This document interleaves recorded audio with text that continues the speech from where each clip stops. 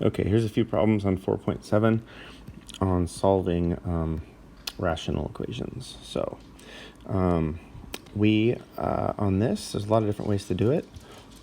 I like to clear all the denominators. I just find that most simple. So what I'm going to do on this problem is I'm going to, I could multiply by x plus 4 to clear this one. I can multiply by x to clear this one, or I can multiply it by 3x to clear this one.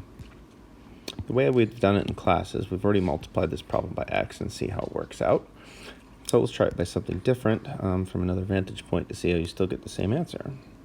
So on this one, I'm going to multiply everything by 3x. And I would suggest pausing the video right here, trying it on your own, and see if you can get it this way.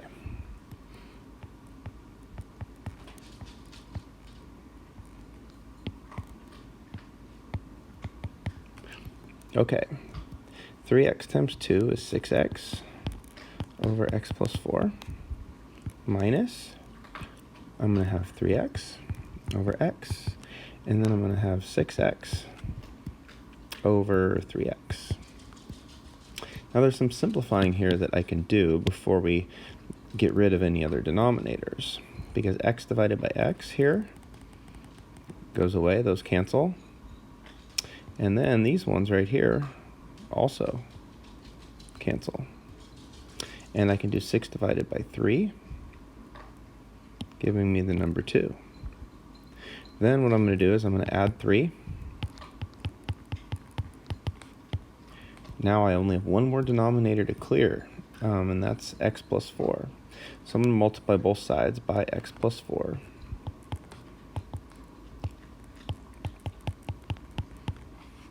Then I'll distribute, and you guys got it from here. 20. And then you can always plug it in again to make sure that both sides come out equal, and they do. Number 6. A lot of different ways to solve number 6. I've seen people cross multiply, which actually works. If you go this times this and set it equal to this times this, you will get the answer. But let's work on common denominators here. So we've learned that if we multiply by the other denominator, we are going to end up with common denominators, allowing us to simplify the problem further. So if we multiply these by their opposite denominators,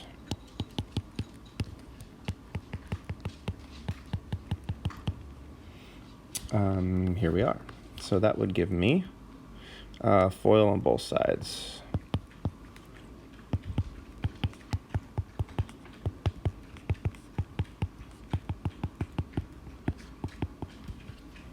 Okay, this is just the top part.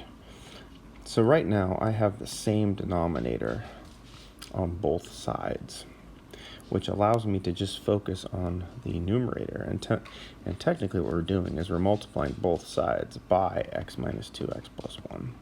Anyway, now I just need to solve this for x.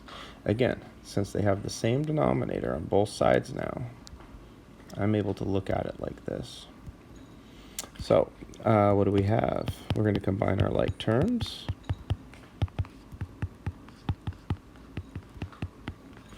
And then we're going to get everything on one side. So that would be minus x squared. That would give me 1x squared. Minus 7 is going to give me negative 14x. And when I take away 6, that's going to go away completely. And out of these two, I need to factor this small expression, which we've worked on in class, which is going to give me this solution. And the answers are going to be 14. For the obvious one, and then the even more obvious one on the outside is going to be 0. And again, you could plug that into both sides. I could go 14, 14, 14, 14, and they will come out equivalent.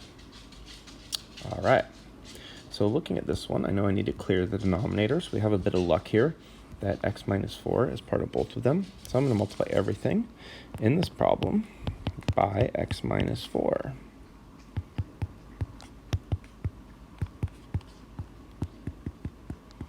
And now, just by multiplying by x minus 4, all the denominators have now vanished. And I'm going to be left with x squared, x plus 20 equals 5x plus 8. Okay, and now we're going to kind of do what we did on the last problem, which is combine like terms and get everything on the same side. So let's just combine like terms first to keep this nice and simple. And then I'm going to subtract 3x from both sides. And I'm going to subtract 8 from both sides. And now I am almost done. So I'm going to factor this, what multiplies the 12 and adds the negative 7. That would be negative 3 and negative 4. So I'm going to have x minus 3. X minus 4 is equal to 0. Therefore, x is equal to 3 and 4. But when I'm done with the problem, I need to check for extraneous solutions. In other words, I need to make sure that I don't have any denominators that would be made 0 by our answer. And we do. So 4 is out.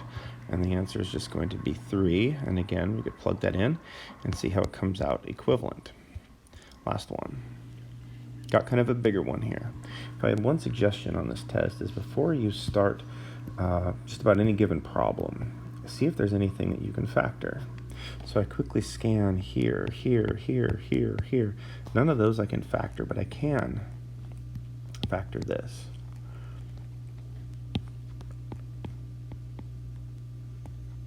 So that would be 3 and negative 2. So I would immediately turn this into x plus 3 and x minus 2. And then on top of that, I'm going to have this. And then I just like to write everything in. Pardon my dogs here, they're getting a little needy. Okay, so I know I could have just gone like this and like written in x plus 3, x minus 2, but I just like to keep track of everything in a very neat and organized way. So what I got a lot of x plus 3s and x minus 2s going on here. So there's quite a number of things that we could do to solve this problem, but I think what I would do is try to give, well, I was going to give these the common denominators by multiplying. I don't want to do that. So how about we clear the x plus 3 by multiplying by x plus 3. So that's going to give us x, because that would cancel out x plus 3, minus 4 times x plus 3 over x minus 2. And that's going to equal negative 5x squared over x minus 2. So that got rid of my denominator of x plus 3. Now I can clear my denominator of x plus 2 by multiplying by, or x minus 2, by multiplying by x minus 2.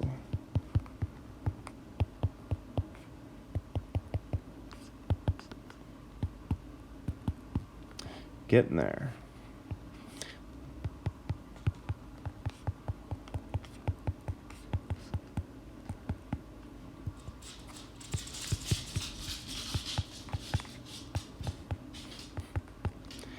Okay.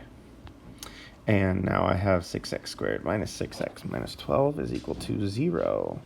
And now I need to factor this. Now I know I said there wouldn't be factoring trinomials when a is bigger than 1, but it is made in a way that I can then make it 1.